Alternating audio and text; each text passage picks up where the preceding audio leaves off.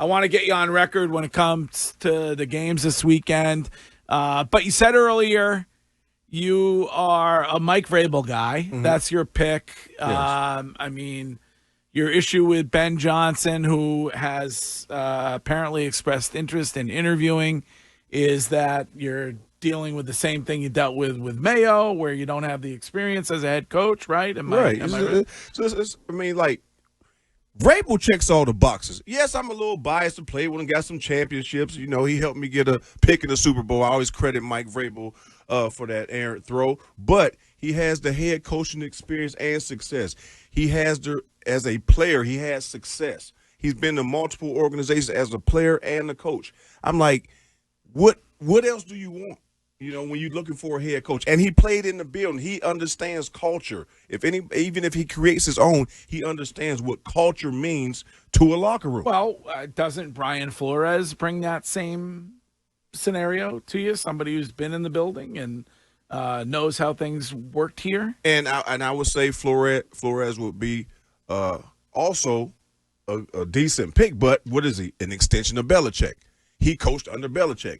Vrabel did not coach under Belichick, which I think is a big difference that differentiates himself from everyone else because, hey, I do my own thing. I had success my own way of coaching. Does Vrabel bring back the hard-ass, keep everything in-house type of mentality? Yes. Because we think, well, at least I think, that the Kraft swung too far towards Gerard to be willy-nilly with the team, right, friendly, and maybe they're going to swing really far back towards the Belichick way. I think they will do so. Look, if it ain't broke, don't fix it. It was getting broken with Coach Belichick, but you still want to keep that essence of what made those 6 championships there. Mike Vrabel is responsible for 3 of those. You know, he was a big part of that team. So I think that it's a no-brainer. Finally, back up the truck, get that man his money, interview whatever you got to do, but that job should be first and foremost, in my opinion. If I was sitting in that seat, Mike Vrabel would be my number one choice. Money is never an issue over there. So yeah, I'm right. sure. Right. The only issue I have, though, what's Mike Vrabel want? $10 million a year? I bet he's probably about $8-9 million a year. Yeah, I bet he's somewhere in that ballpark. The only problem that I have, it's not a problem with Vrabel. The problem that I think they potentially could run into, what did Bill say was the main reason why it went left the last 4 years? What was the thing that Bill said with him and Bill Cowher on the show? He didn't explain why it was. No, he said that's when the two of them were not on the same page. They're not on the same. Starting 4 years ago. They're not on the same page. I think that page was, just to be specific, is that Robert allowed Tom to leave without a franchise tag. That was the agreement. Okay. And so Bill and Robert, Bill viewing Tom as he would view anybody, said if we're going to lose Tom, we should get something. Mm-hmm. Yeah. And I think that's the beginning of the end. To get into not whose side, what side. Curtis, it could be either way. I think I take Bill at his word when he said last night that the timeline was 4 years ago, right? Where the anger, the frustration, whatever it was, the disagreement between the two of them started. I take him at his word there. I don't know if it was that Robert wanted to keep Tom Brady and Bill did not, or if it was that Bill wanted Robert to pay Tom Brady, right, and Robert didn't want to pay him, 2 years, $50 million, whatever. But all I'm saying is there was the thing that Bill talked about is that you have to be on the same page with the ownership, the front office, and the head coach. Vrabel's the type of guy, and he had the issues in Tennessee because he wasn't on the same page with the GM. Right. So are you going to allow Mike Vrabel to come in and go, I want my guy as the GM? They have to. Why wouldn't you want have that? to. Well, because we've seen them. He stood up there yesterday and said Elliott Wolf is still employed, but they've said that with everybody. Right. So that's the only thing. We said that with Jackson today. Right. If they move on from Elliott Wolf, then I'll feel like, okay, now they're giving Vrabel the keys to the car, and are they willing to give that back? Would you keep, coordinator-wise, would you keep Alex Van Pelt around? Do you think he's done a good job with Drake May? Is he Hell no. Okay. You don't. No, I mean, no, you don't keep him around because that's a part of why everybody getting fired. You know what I mean? It's not just Gerard Mayo. Same it's with his the coaching staff. Same with DeMarcus Covington, the defense. Look, they got to go now. If you want to keep a position coach here or there, but you're going to make the change. Make the change because if Vrabel comes in or whoever comes in, Ben Johnson, any head coach, they're going to want to bring their own guys in. If I don't know who would take the job, if I couldn't bring my own guys in. When you talk about Elliott Wolf being the GM, if you're going to get Vrabel, that might be one of his stipulations. Right. Well, that was the case with I'll Gerard. take the job, but I need my guy in there. Well, I'm not going to take the job because I got other options out here. So it depends on who the head coach is. Now, if somebody's just happy to be a head coach like Gerard, not saying that he shouldn't have took the money or the opportunity because guess what? How many times do we get opportunities to be a head coach in the National Football League? So guess what? You're going to leverage that. It's your first time head coach. You're going to take less money.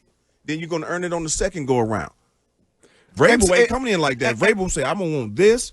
And most of the head coaches that had experience, I'm going to want this amount of money, and I'm going to want my guys. But even more of a slap in the face for Gerard because they didn't let him do that when he came here. He didn't get his own guys in there. It was all Elliott Wolf And people. see, the thing, but he didn't have any leverage. He didn't have no leverage. But he had still, already been given the job. I don't care. I don't care. He's still your head coach. Like the fact that he didn't know anybody. Like he all knows this stuff about people in the league. You don't think you think he knew who he wanted as his offensive?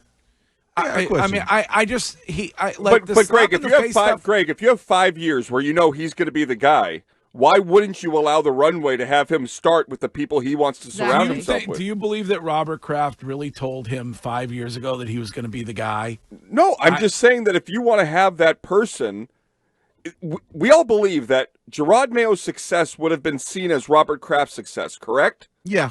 So why wouldn't you have done everything you could to enable that guy that you're bragging about as your known, successor? Because here's the other issue, Curtis. Because he picked a guy that wasn't ready for the job. No, it's not. But here's the other issue, and Greg. I give him a lot of credit for owning his mistake and for fixing it. I do. But Gerard Mayo was nowhere near ready for that job in every aspect of it. But here's the other issue that no one's mentioned that we're missing out.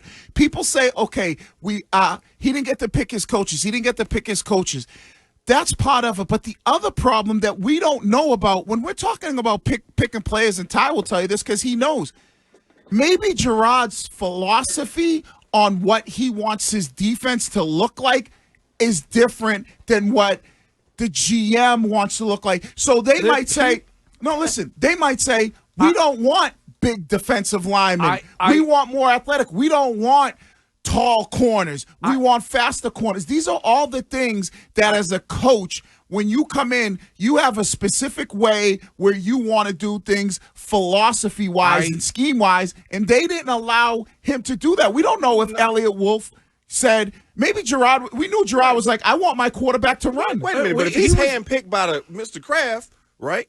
So guess what? This is what I want. He can go straight to Mr. Kraft. Right, but I got to go Elliott Wolf. Could have. But Elliott Wolf was still making the decisions. He was bringing guys in who said the interviews were light on football. Like, I don't think he was ready for the job. There was an election. Yes, that was around the league. They said when they brought guys in to interview for coordinator positions, the discussions were light on football. That's what it should be all on is football. Right. Wow. Speaking about all on football and staff, I sent a text to a friend of the show, Dante Scarnecchia, yesterday. I said, any chance you'd come back, work with Vrabel? And he said, 2 chances, slim and none. But I think someone like that. Yeah. What about Josh McDaniel? Anybody brought his name up? No. That's the rumbling is that if Mike Vrabel comes back, Josh McDaniels comes back as your offensive coordinator. I'm fine. I like it. Why would that happen, though? What relationship do they have?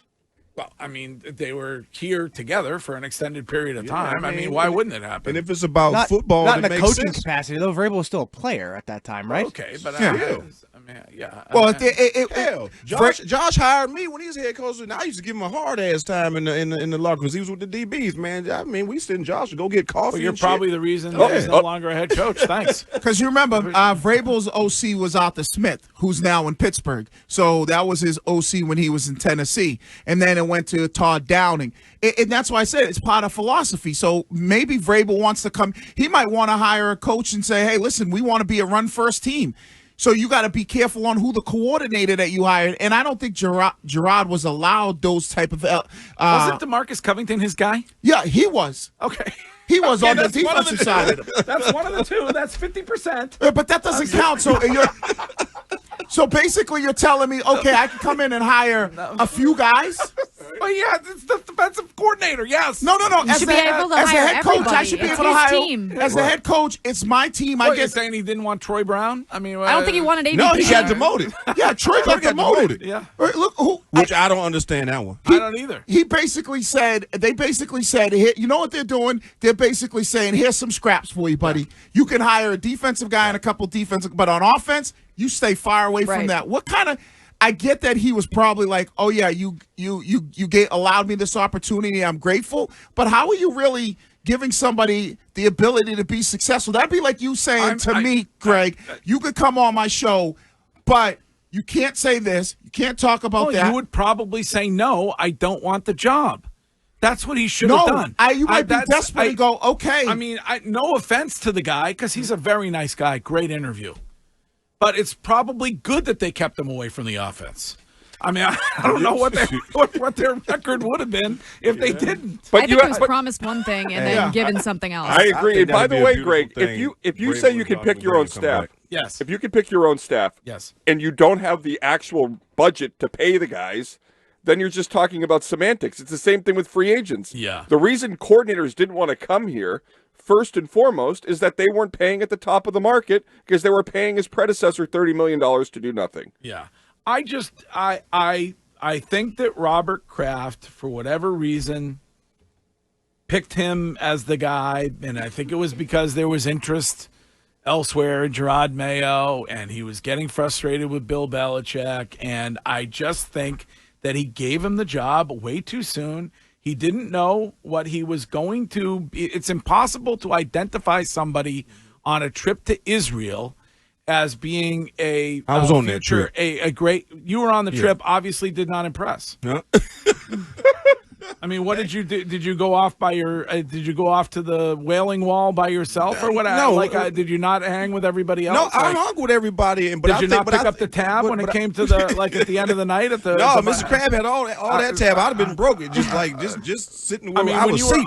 You were on that trip. I was to on Israel. that trip. Yes, I was on that. Did you see one. the two of them? Were they huddling and meeting? No, I mean, I didn't see that, but he tried to interact with everybody. I knew that he took a liking to Gerard from not just football standpoint, business. So I think they kind of clicked because Gerard was in business before. Right. He was with the suits. He was in the corporate world, right? And he wanted to get back in the coaching. So I think Mr. Kraft looked at that as like, you know what, I like that. And he's mentioned it before about Gerard's business acumen. You know what I mean? I guess it's different from coaching acumen. Yeah. I don't know, but. That's where I think that they had their bond at, and he took a liking to him. It's like Courtney said. Like Courtney says all the time. Kraft sold Gerard a bill of rights. That's all it is.